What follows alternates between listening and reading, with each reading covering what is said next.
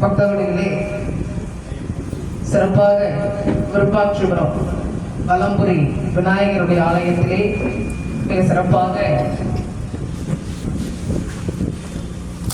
இன்று பிரதோஷம்.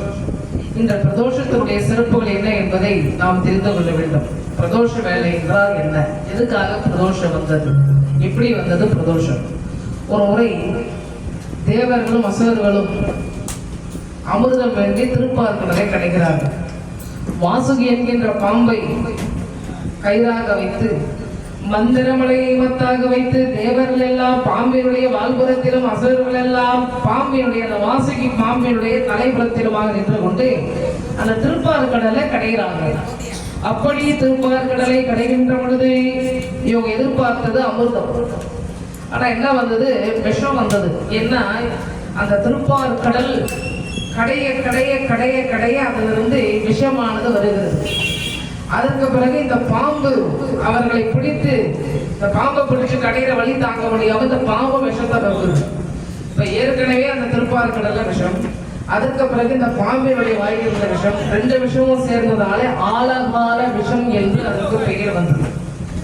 அந்த ஆழகால விஷத்தை கண்டவுடனே தேவர்களும் அசுரர்களும் ஓட்டம் பிடித்துக் கொண்டு ஓடுகிறார்கள். ஏன்னா அதனுடைய சுவாசத்துல துளி பட்டால் கூட அவங்க இறந்துருவாங்க. அதனால எல்லாரும் ஆளுங்க ஒரு புறமாக ஓடுகிறார்கள். அப்படி ஓடுகிற சமயத்திலே அதற்கு என்ன வழி என்று பார்க்கிற பொழுது சிவபெருமான் ஒரு முறை தன்னை அலங்காரம் செய்து கொண்டு நிலை கண்ணாடி முன்னதாக நின்றார். நிலை கண்ணாடி முன்னதாக நிற்கின்ற பொழுது அவருடைய சுந்தரமான வடிவம் என்ன, அவர் திருநீர் பூசிக்கொண்டு இந்த பாம்புகளை எல்லாம் உடம்பெல்லாம் அணிந்து கொண்டு இப்படிதான் இருப்பார் சிவபெருமான். ஜனாமுடி தரிச்சு ஒரு முறை தேவர்கள்லாம் வெளியே கொண்டாங்க. கையக்குள்ள பார்த்துங்கிறவே நாங்கள் கொஞ்சம் மாற்றமா பார்க்க நினைக்கிறோம். அதனால கொஞ்சம் தங்க நகையெல்லாம் போட்டு அலங்காரம் பண்ணி கொண்டு வாருங்கள் என்ற உடனே அதே மாதிரி அவங்க வேண்டுகோளுக்காக தங்க நகையெல்லாம் அணிந்து கொண்டு அவர் கண்ணாடி முன்னாடி என்றார். கண்ணாடி ஒரு சிறப்பு, நாம என்ன காட்டுறோமோ அது முன்னாடி என்ன இருக்கோ அதுதான் பிரதிபலிக்குமே தவிர அதுதான் திருப்பி காட்டுமே தவிர வேற எதையும் அதில் மாற்றத்தை காட்டாது கண்ணாடி. அதனால இவருடைய அந்த அழகான ரூபத்தை பார்த்து இவர் அழைக்கிறார். சுந்தரம் என்றால் அழகு. சுந்தரா வருகே. இப்ப இந்த நகையெல்லாம் நான் அணிந்ததுனாலே ஒரு அழகு வந்தது இல்லையா? அந்த அழகுக்கு பெயர் சுந்தரம் பெயர். சுந்தரா வருகிறார். அவர் வந்தார். அவர் என்ன வேலைன்னா சிவபெருமானுடைய திருக்கைலாய மலையில மர அடியார்கள்லாம் திருநீர் எடுத்து கொடுக்கத்தான் ஒரு வேலை. இப்படி திருநீர் எடுத்து கொடுத்து கொண்டிருந்த அந்த சுந்தரரை பார்த்து சிவபெருமான் சொன்னார், இந்த தேவர்களும் அசுரர்களும் ஓடி வராங்க, இந்த ஆளுகால விஷயத்தினுடைய துன்பத்தை தாங்க முடியாம எங்க ஓடுறதுன்னு ஓடுறாங்க. பிரம்மதேவரத்திலே ஓடுகிற பொழுது அவருக்கும் வழி தரல, மகாவிஷ்ணு இடத்துல ஓடுகிறார், அவருக்கும் வழி தரல. எல்லாரும் இங்க சிவசிவா அரகர மகாதேவான் ஓடி வராங்க. அப்ப அவங்க ஓடி வரும்போது எப்படி ஓடி வரணும் தெரியாம எந்த ஒரு கோயிலுமே எப்படி வலம் வரணும், வலது பக்கமாக சென்றுதான் வலம் வரணும். கோயிலா இருந்தாலும் சரி, எந்த சுவாமியா இருந்தாலும் சரி, இந்த விஷத்தை பார்த்து அதனுடைய தீட்சத்தை தாங்க முடியாமல் ஓடி வருகிற தேவர்கள் எந்த பக்கம் வலம் வரணும் தெரியாம வலது பக்கம் வலம் வருவதற்கு பதிலாக சிவபெருமானுடைய இடது பக்கம் ஓடுறாங்களாம். இடது புறப்பெல்லாம் ஓடி வந்து சிவபெருமான் வலம் செய்கிறார்கள்.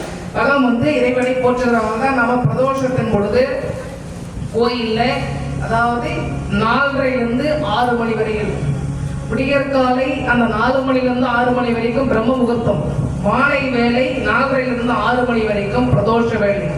இந்த பிரதோஷ வேலை என்பது யாரால் உருவாக்கப்பட்டது என்றால் தேவர்களும் அசுரர்களும் ஓடி வருகிற பொழுது இறைவனை வலதுபுறமாக வலம் வருவதற்கு பதிலாக இடதுபுறம் பயத்தாலே ஓடி வலம் வந்ததனாலே இதற்கு பிரதோஷ வேலை என்று பெயர்.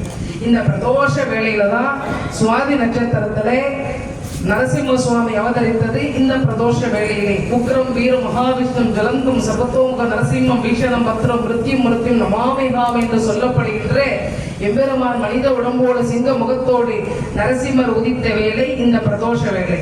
இப்படி தேவர்கள்லாம் இடதுபுறமா ஓடி வந்து எம்பெருமானை போற்றுகிறார்கள். எம்பெருமான் சொன்னார், கவலைப்படாதீங்களா சுந்தரா, இப்போ அந்த விஷயத்தை எடுத்து நோட் பண்ணாங்க. என்ன சுவாமி நீங்க வருவீங்கன்னு பார்த்தீங்கன்னா இவர் அனுப்புறீங்களே, அவரே எல்லாம் பார்த்து பாரு சொன்ன உடனே என்ன, என்னுடைய நிழற்படம், என்னுடைய போட்டோ, நாமும் ஒண்ணுதான், நம்ம நிழற்படமும் ஒண்ணுதான், நான் அலங்காரம் செய்து கொண்டிருந்த பிரதிபலிப்பு தானே அவன் இப்ப எடுத்து நோப்பாங்க. அவர் போய் அந்த விஷம் முழுவதையும் ஒரு நாவல் பட அளவிலே உருண்டையாக கொண்டு வந்தார். கொண்டு வருகிற பொழுது அதை சுவாமி வாயில வைத்து விலகலான்ற பொழுது அம்பாள் பக்கத்திலேயே அந்த கண்டத்தை பிடிச்சு நிறுத்தினான். வெளியில இருக்கிற ஜீவராசியை காப்பாற்றணும், இந்த விஷத்தை சாப்பிட்றீங்களே, உங்க வயிற்றுக்குள்ள எத்தனை கோடி அண்டங்கள் இருக்குது, அத்தனை கோடி அண்டத்தில் இருக்கிற ஜீவராசியும் மனிதருமேன்னு சொல்லிட்டு விஷம் வெளியவும் போகாம உள்ளவும் போகாம கண்டத்திலே நிறுத்திய வேலை பிரதோஷ வேலை. அதுதான் இந்த பிரதோஷ வேலையிலே நாம் சிவாலயத்திலே சென்று வழிபாடு செய்கின்ற பொழுது நமக்கு எல்லா வகையான வளமும் நலமும் சகல சௌபாகியமும் நமக்கு வந்து கிடைக்கும். அந்த திருப்பார்கடலில் இருந்த விஷத்தை ஒரு நாவல் பட அளவிலே எடுத்து வந்ததுனால அவருக்கு ஆளால சுந்தரன்னு பேர். ஆளாலம் என்ற விஷத்தை எடுத்து வந்ததுனாலே ஆலா சுந்தர் என்ற பெயர் வந்தது. அன்றைய தினத்திலே இருந்து இந்த பிரதோஷ வேலை தேவர்களும் அசுரர்களும் கொண்டாடுகின்ற ஒரு வேலை இந்த பிரதோஷ வேலை பூஜை. இந்த பிரதோஷ வேலை பூஜையிலே நந்தியம் பெருமானுக்கு தான் முதல் பூஜை. ஏன் நந்திக்கு முதல் பூஜையானது? சிவபெருமான் தானே விஷயத்தை எடுத்து கண்டத்தில் விட்டாரு, அடைக்கினாரு. ஏன் நந்திக்கு எதுக்கு முதல் பூஜை வந்து வழங்குறோம்? ஏன் நந்திக்கு முதல் பூஜை அன்றைய தினத்துல மற்ற எல்லா நாளை விட இந்த பிரதோஷ வேலையில நந்தியம் பெருமானுக்கும் அந்த சுவாமிக்கு என்னென்ன அபிஷேகமோ அத்தனையும் நந்திக்கும் நடக்குது. அதுக்கு என்ன காரணம்? அது ஏன் அப்படி செய்கிறார்கள்? அதுக்கு என்ன காரணம்னா, நந்தின்ற ஒரு சாதாரண அந்த பதவிக்கு வந்துவிடவில்லை.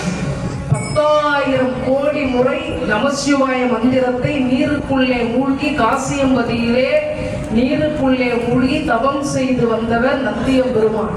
எம்பெருமானையே சுமக்கிறாருன்னா என்ன சுமக்கிறோம்னா, என்னை விட பலசாலியா இருக்கிறதுனால என்ன தூக்க முடியும், என்னை விட பலம் குறைந்தவங்க என்ன தூக்க முடியாது. அப்ப இறைவனையே தூக்குறாருன்னா அப்ப அவருடைய பலம் எப்பேற்பட்ட பலம்? அந்த பலம் எதனால் வந்தது? தவத்தாலே வந்தது. தவத்தாலே அவருக்கு அந்த பலம் வந்ததுனாலே இந்த பிரதோஷ வேளையிலே அப்படி விஷத்தாலே பெருமான் கண்டத்திலே நிறுத்தி இந்த நீளமாகிவிட்டது இந்த கண்டம் கழுத்து பகுதி. அப்பொழுது இந்த பிரதோஷ வேளையிலே நந்தியம் பெருமான் எம்பெருமானை தாங்கி தன்னுடைய 2 கொம்புகளுக்கு மத்தியிலே எம்பெருமானை நிறுத்தி தாங்குகிறாராம். அதெல்லாம் இந்த பிரதோஷ வேளையில முதல் பூஜை நந்தியம் பெருமானுக்கு.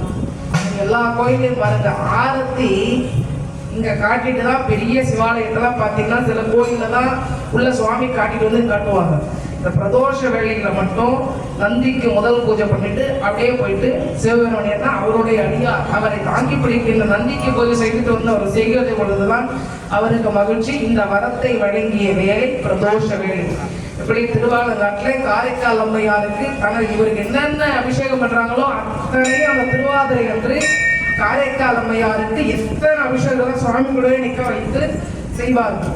அதே போல மாணிக்க வாசகருக்கு செய்வார்கள். அவங்க 2 பேரும் தான் இந்த பாக்கியம்.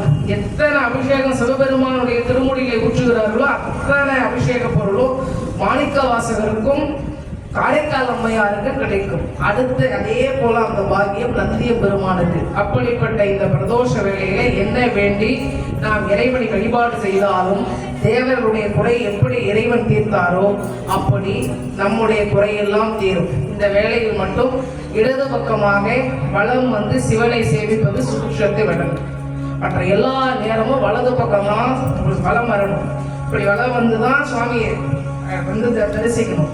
பிரதோஷத்துல மட்டும் இடதுபுறமாக வந்து, ஏன்னா தேவர்கள்லாம் இடது பக்கம் பயத்தாலே ஓடியதனால் இடதுபுறமாக வந்து இறைவனை வழிபாடு செய்கின்றோம். அப்படிப்பட்ட பிரதோஷ பூஜையிலே நாம் அனைவருமே கலந்து கொண்டிருக்கின்றோம்.